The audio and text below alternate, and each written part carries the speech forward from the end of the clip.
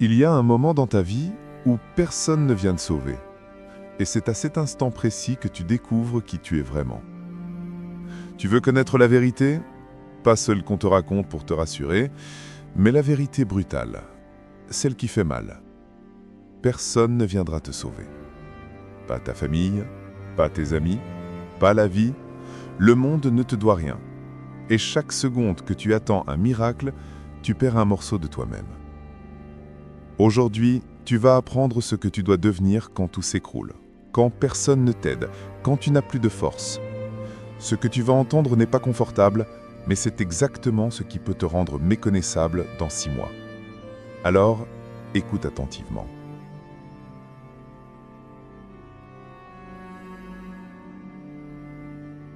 La plupart des gens passent leur vie dans un couloir d'attente invisible.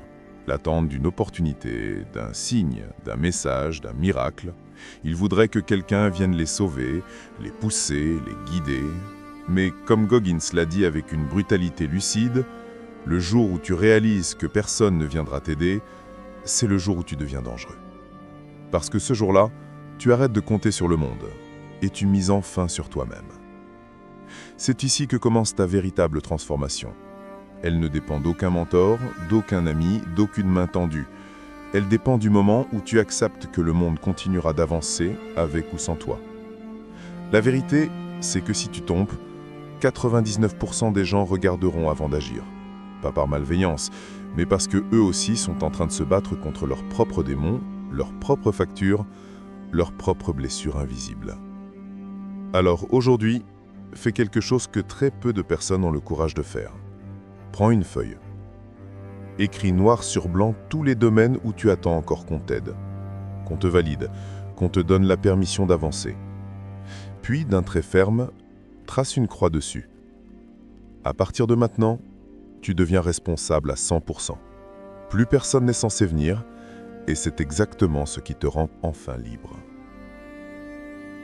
David Goggins parle du Mirror of Accountability, le miroir de la responsabilité, l'endroit où toutes les illusions tombent. Il dit « Tu ne peux changer ce que tu refuses de regarder en face ». Et cette phrase, aussi simple qu'un coup de poing, détruit immédiatement toutes les excuses auxquelles tu t'accroches depuis trop longtemps. Ce parti n'exige pas de la force physique, mais un courage rare. Le courage de te regarder tel que tu es vraiment, sans filtre Instagram, sans masque social, sans sava automatique. Simplement, toi, face à toi. Assieds-toi devant un miroir. Respire et pose-toi les questions que personne n'a eu le cran de te poser. Qu'est-ce que tu fuis chaque jour? Quelles vérités te brûlent tellement que tu préfères les ignorer? Et surtout, qui t'empêche réellement d'avancer? Spoiler, ce n'est pas ton passé, ni tes parents, ni ton entourage, c'est toi. Ton autosabotage, ta procrastination, tes excuses, ton manque d'honnêteté intérieure. Goggins l'a compris, la transformation commence quand tu arrêtes de négocier avec tes faiblesses et que tu les affrontes frontalement. Alors commence ton audit de vie. Prends 10 minutes par jour, rien que 10, pour écrire tes défauts, tes peurs, les zones de ta personnalité qui te tirent vers le bas. Tu vas les nommer, pour mieux les neutraliser. Parce qu'une faiblesse que tu refuses de voir te contrôle. Mais une faiblesse que tu exposes à la lumière devient une arme entre tes mains. Quand personne ne vient te relever, tu n'as qu'une seule option. Apprendre à te relever seul.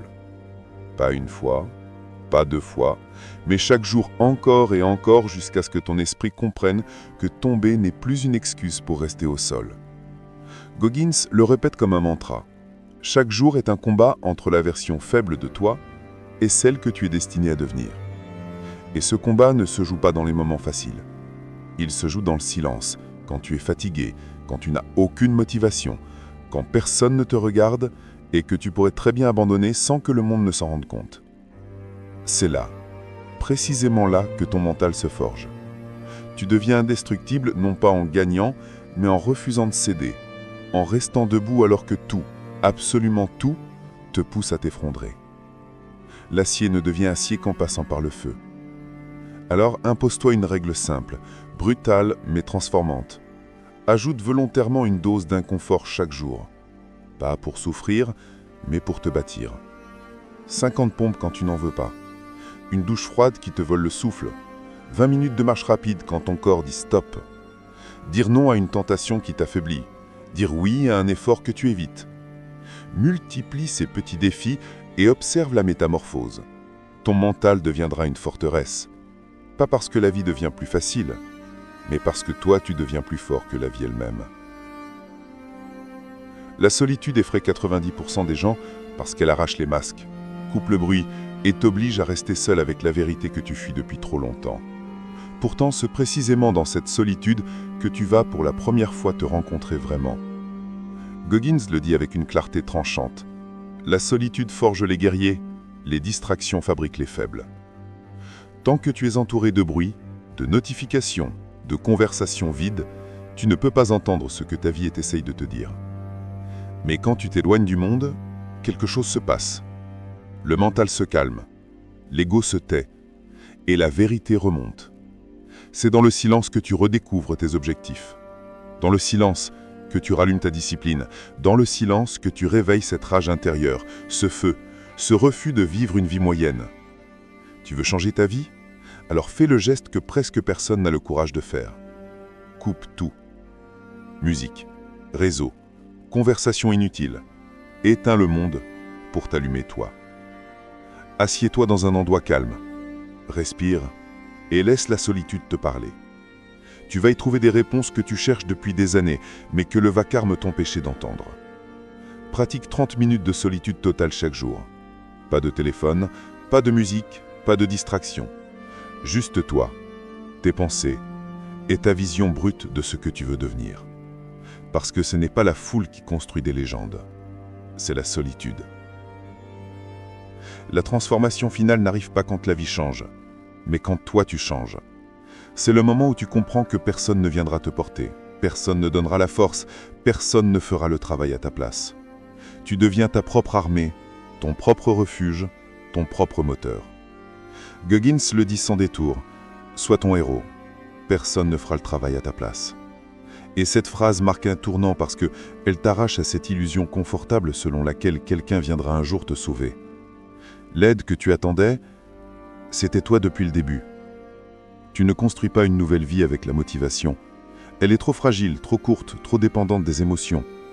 Une nouvelle vie, tu la construis avec discipline, répétition et ce courage froid qui te pousse à avancer même quand tu n'as aucune garantie de réussite. C'est ça la vraie puissance. Avancer malgré l'incertitude. À partir d'aujourd'hui, tu deviens cette personne. Tu ne te contentes plus d'espérer, tu agis. Tu ne demandes plus de la validation, tu avances. Tu ne cherches plus de sauveur, tu deviens le tien. Pose-toi une mission, une seule. Choisis un objectif de 30 jours. Courir, lire, écrire, t'entraîner, apprendre, peu importe. Mais tiens-le. Pas un jour manqué, pas une excuse. Chaque jour coché est une preuve, un bloc de plus dans la forteresse que tu construis. C'est ainsi qu'on devient intraitable. C'est ainsi qu'on devient dangereux. C'est ainsi qu'on devient celui qui se sauve lui-même. Deviens l'arme de ta propre renaissance. Personne ne viendra. Tout commence avec toi.